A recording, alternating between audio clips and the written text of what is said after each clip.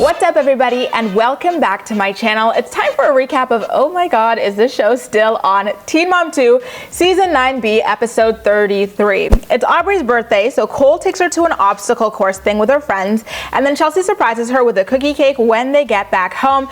Guys, I jumped like when the camera panned to the full kitchen. At first it was Chelsea and the kids, then they pan, and then it's like her friend Chelsea Grace or whatever there. And I feel like I've mentioned this before, but this girl is so single white female, like copycat cloney to me. Like, I swear to god, this girl is Chelsea's tether who made it above ground and just loved her too much to kill her, and she just wanted to mirror her life or something like that. Anywho, Aubrey blows out her candles and Chelsea and her tether casually talk about how tough the past 10 years, aka Aubrey's entire life, have been. And this girl really swears she raised her child alone, like her dad did not foot the entire bill for her to sit around at home and cry about Adam all day. Like, girl, you dropped out of school to plan a damn birthday party, and you only work like what, 10 hours a week to get out of the house, as your dad said. So cry me a freaking river here. And could you believe when Tether Grace talked about how mean Adam was in front of Aubrey? Like, this whole conversation was so weird. Can we also talk about how gorgeous Jade looks with darker hair? She really looked beautiful this entire episode.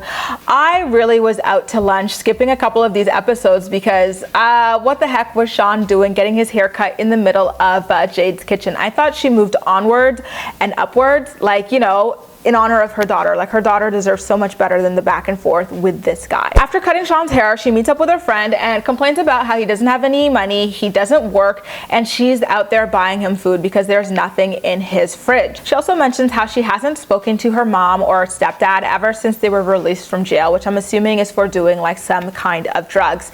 Now, things really ramp up in Florida when Louis comes to see Stella for the first time in months before he hits the road for his trucking. And Brittany really did say it best when she was like, what the heck is he over here coming to say goodbye for when he never even came around to say hello in the first place? Like, yes, absolutely, to me, red flag, red flags. He totally wants something, and we're about to see what it is. Meanwhile, in Briana's actual romantic relationship with her long distance boyfriend John, things are still in limbo, and the fact that she bought a house without really involving him in the process only exacerbated things. And I was actually quite proud of her for doing that, because sis, we are not giving boyfriends husband privileges in 2019, okay? Hell no. Good for you getting that house by yourself. It was also announced in this episode that she was about to open some kind of beauty studio, and so like we saw her give Shirley some kind of teeth whitening treatment. We've seen her in episodes past give her like lash extensions. So I'm really happy to see Briana boss up. It is an amazing thing to see.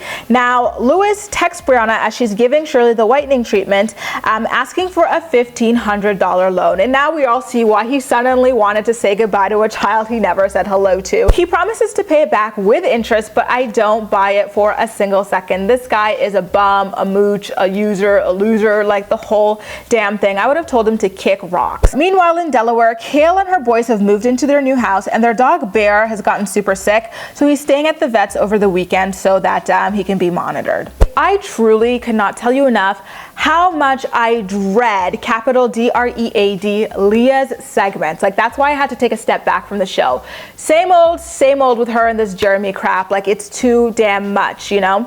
So things are still going as usual here. The girls running things in their household, meddling in her relationship with Jeremy, going through her cell phone, all that crap, teasing her about how much she talks to Jeremy but doesn't talk to Corey, and she does not have a handle on the situation as per usual. In her voiceover, Leah talks about how irritated she is with Jeremy for not locking down a date for this date that he proposed that the two of them have. She's feeling like he's feeling too in and out right here, right now with her, and she wants a concrete plan from him. So she brings Addie to Jeremy's house, and once they get there, Addie immediately preoccupied with their romantic relationship. She's like, when the sun sets, you guys will be kissing. It makes me so uncomfortable. Like, it's unhealthy as all hell. And the fact that they don't seem to want to do anything about it disgusts me, for like, in all seriousness. They put her in a private room and just talk about their plans to go out. When Jeremy proposes they go to dinner tomorrow, but he looked completely unenthused about the whole thing.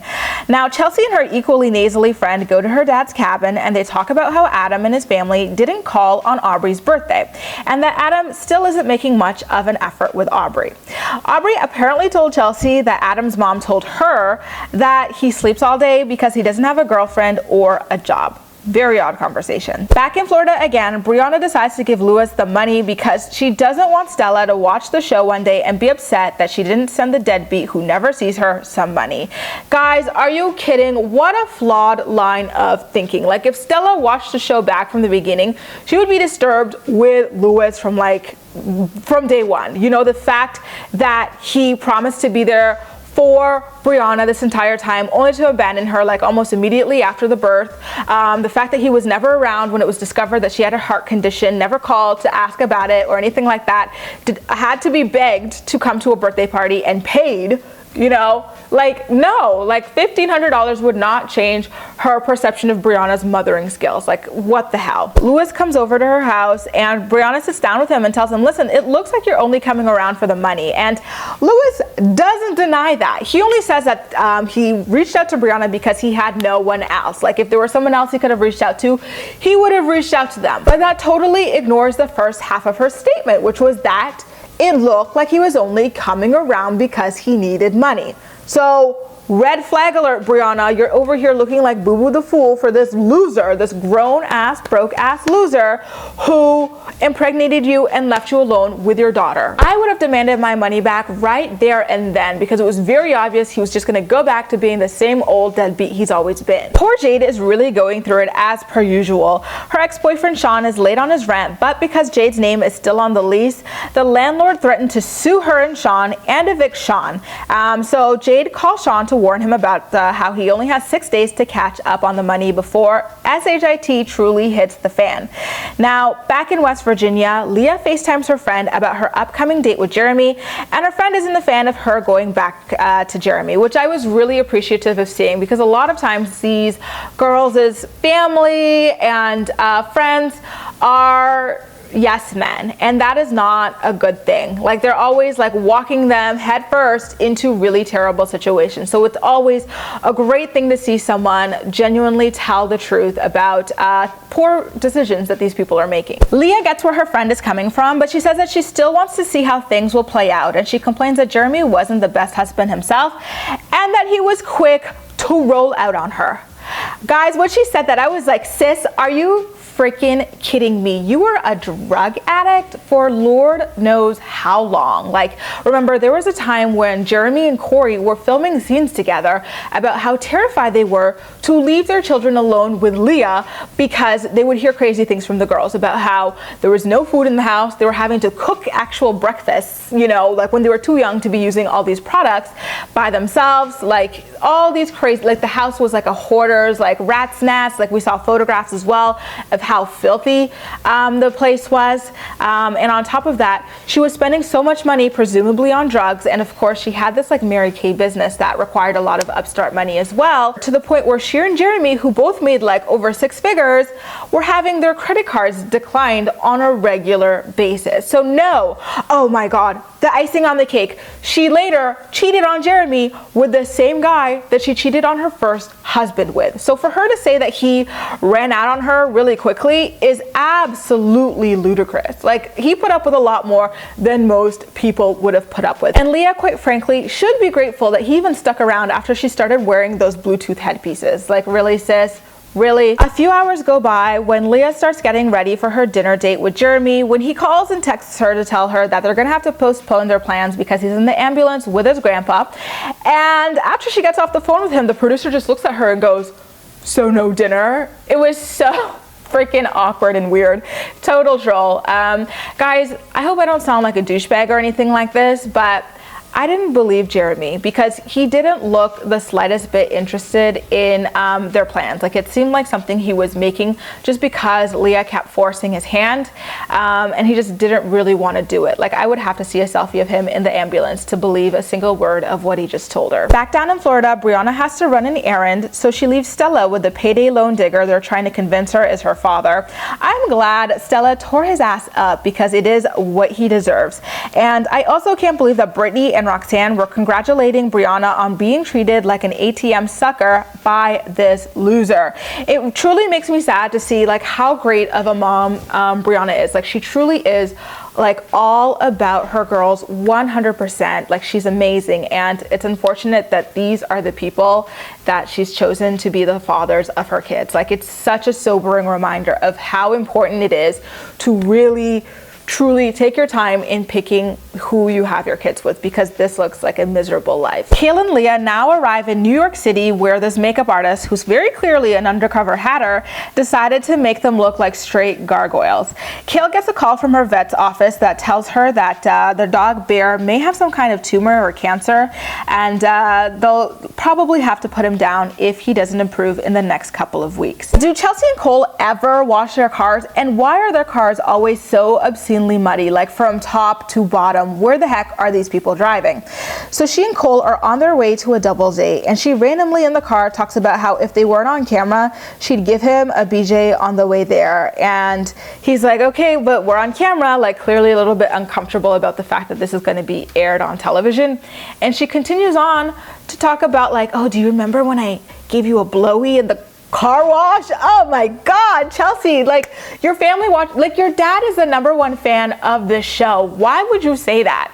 Like the teachers at your daughter's school, the coaches of it, like everyone in your town watches this show because it's a small town and you're a star on it. Why would you say that? Like, oh. So they get to the restaurant and it was completely empty, which was quite weird. And while they're sitting there, Adam's mom calls and leaves a voicemail about how she wants to talk to Chelsea about some things. And Chelsea theorizes that she potentially wants to ask for Adam to get more time with Aubrey, which is ridiculous considering he's not properly utilizing the little time that he currently does have as it stands. Briana returns home from running her errands, and she talks to her mom about how she regrets giving Louis the money because she could already see that he's going to regress in terms of his parenting and just not be there for Stella. And she feels like she was taken for a ride, might not get her money back, and him coming in and out of Stella's life is probably going to be confusing and hurtful to Stella in the future. I forgot to mention this a little bit earlier in the scene where she was confronting him about how it looked like he was only coming around for money,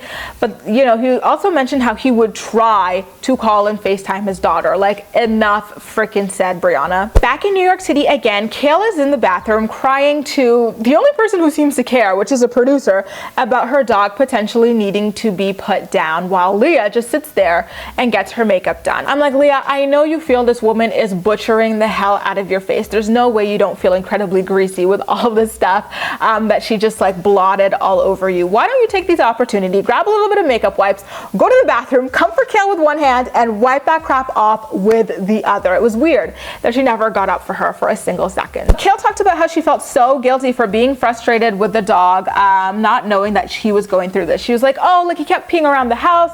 I thought that it was spite for like being mad at me for yelling at him, and it was just, I feel bad for her. I really do. Like, this is why I cannot own dogs. I only foster every once in a while, because having one for like over 10 years and then having to put it down eventually is just way too much for me. It's truly sad. I felt for her a lot. And now in the final scene of the episode, Jade calls Shawn to talk about how she had to pay off the rent because she knew that he would not come up with the money. And I was just disgusted to see that he never even bothered to communicate like his troubles with her, knowing that her name would also be on a lawsuit and an eviction, and like her credit would be impacted. He just kind of like sat around and let her kind of swoop in to save the day. Like, the men these girls choose to lie down with are not men at all. They're straight like losers. I hate to call people that, but like, seriously, you guys, oh God. So after finding out that his bills have been paid, Shawn breaks the news that he has no water or gas either, and he thinks that the solution to all of this is moving to a cheaper place. Like, dude, you weren't paying rent for 2 months and you still weren't paying your water or your gas. So where would you move? The problem is that you don't have a damn job. You're not going to find a house that costs cheaper than the water and electricity bill that your ass can't pay. And why do you and your brother not have jobs? Like, oh, like it stinks. The bumminess stinks. I could smell it from here. Like, oh, let's end it here, you guys. This is just too much for me. Okay, the coast is clear, which means I can give you the final chapter of my Bumble dating adventures. Things are still going super well. We went to Ivu Grit Kitchen over in Little Italy this past weekend. Spent a lot of time there. My place, his place, like all over the place. But let me tell you something funny I discovered today. So my condo building has a Facebook group for people who live here. And someone posted it in the Facebook group, and I go and I look at the profile. It's his ex-girlfriend. So she lives in my condo. And not only that, but in a unit that's the exact same unit I have. I don't know if she's a couple floors up or a couple floors down or what have you, but I know she has the exact same unit just based on the photos that she had posted. So I'm like, oh Jesus. Because if you're a longtime viewer of my channel, then you know that my ex-boyfriend already lives in my condo building.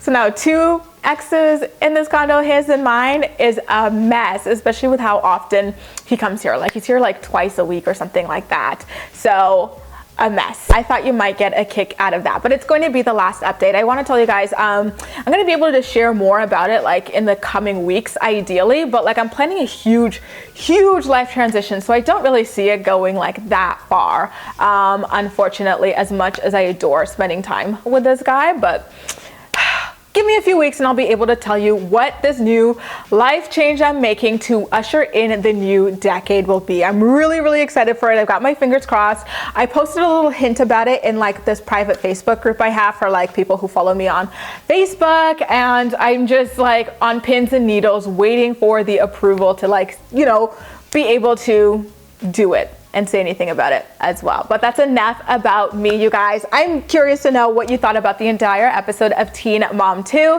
Make sure to leave all of your thoughts and opinions in the comment section down below, and as usual, we'll chat. That's all for now. Thank you so much for watching, and I'll see you next time.